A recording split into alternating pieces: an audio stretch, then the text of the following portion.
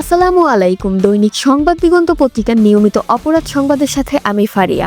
প্রথমেই শিরোনাম। গুলশানে চাঁদাবাজি কাণ্ডে কেন্দ্রীয় নেতারা সন্দেহের ঘেরাটোপে। এবার বিস্তারিত। ঘটনায় জড়িতদের আইনের আওতায় নিয়ে আসতে কাজ করে এবং তারই প্রেক্ষিতে আজ সকালে রাজধানীর গোপীবাগ হতে জানে আলম ওরফে তপুকে গ্রেফতার করা হয়। রাজধানীর গুলশানে চাঁদাবাজির ঘটনায় বৈষম্য বিরোধী ছাত্র আন্দোলনের আর কেউ জড়িত আছে কিনা তা বের করতে তদন্ত অব্যাহত রেখেছে ঢাকা মহানগর গোয়েন্দা পুলিশ। মিন্টু রোডে ডিএমপি মিডিয়া সেন্টারে এক সংবাদ সম্মেলনে ডিএমপির মিডিয়া অ্যান্ড পাবলিক রিলেশনস বিভাগের উপকমিশনার মোহাম্মদ তালেবুর রহমান একথা জানান।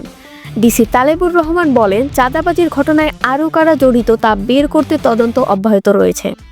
এ ঘটনায় কোনো কেন্দ্রীয় নেতৃত্ব জড়িত কিনা সেটিও গুরুত্ব সহকারে খতিয়ে দেখা হচ্ছে। এক প্রশ্নের জবাবে তিনি বলেন, অভিযুক্তদের বিরুদ্ধে আইনি ব্যবস্থা চলমান রয়েছে এবং দ্রুতই এ চক্রের অন্যান্য সদস্যদেরও গ্রেপ্তার করা হবে।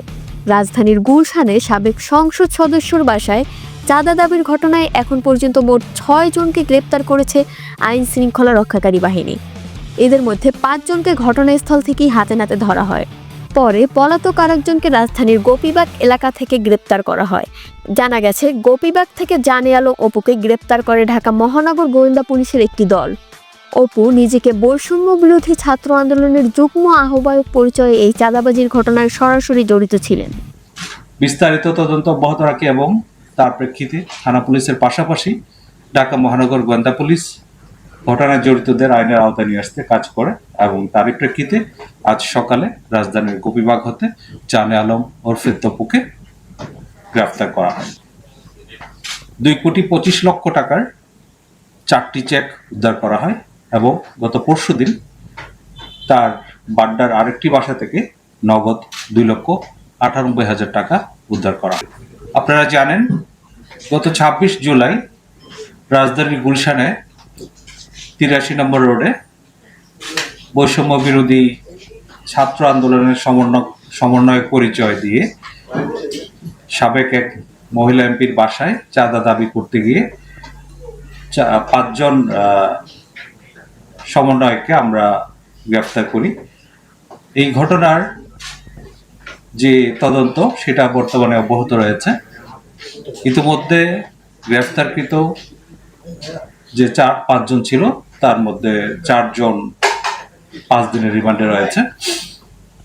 এই ঘটনার সূত্রপাত গত 17 জুলাই সকাল আনুমানিক 10 ঘটিকার সময় জানে আলম তপু এবং রিয়াদ নামে 2 জন ওই বাসায় প্রথম যায় এবং তারা 50 লক্ষ টাকা চাঁদা দাবি করে এবং সেদিনই তারা ওখান থেকে 10 লাখ টাকা নগদ দিয়ে আসে বলে আমাদের কাছে প্রাথমিক তদন্তে পাওয়া গেছে। পরবর্তীতে 19 জুলাই রাত 10:30টায় তারা বাকি টাকা 40 লাখ টাকা দেওয়ার জন্য চাপ সৃষ্টি করে এবং আবার ওই ঘটনাস্থলে যায়। পরবর্তীতে তারা ওখান থেকে চলে আসে এবং 26 জুলাই আরো লোকজন বাড়িয়ে তারা ওখানে পুনরায় যায় এবং বাকি টাকা প্রদানের জন্য চাপ সৃষ্টি করতে থাকে। এক পর্যায়ে বাসায় উপস্থিত জনাব সিদ্দিক জাফর নামের ব্যক্তি, উনি পুলিশকে সংবাদ দিলে পুলিশ ঘটনাস্থলে যায় এবং ঘটনাস্থল থেকে 5 জনকে হাতে নাতে গ্রেফতার করে এবং একজন পালিয়ে যায়।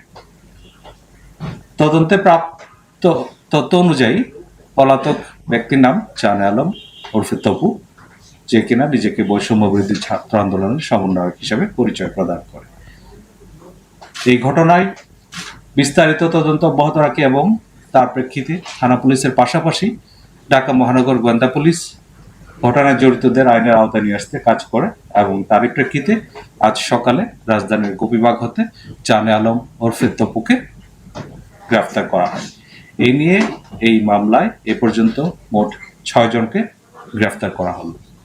আপনারা জানেন, গ্রেফতারকৃত রিয়াদের বাবুবাজার বাসা থেকে 2,25,00,000 টাকার 4টি চেক উদ্ধার করা হয় এবং গত পরশুদিন তার বাড্ডার আরেকটি বাসা থেকে নগদ 2,98,000 টাকা উদ্ধার করা হয়।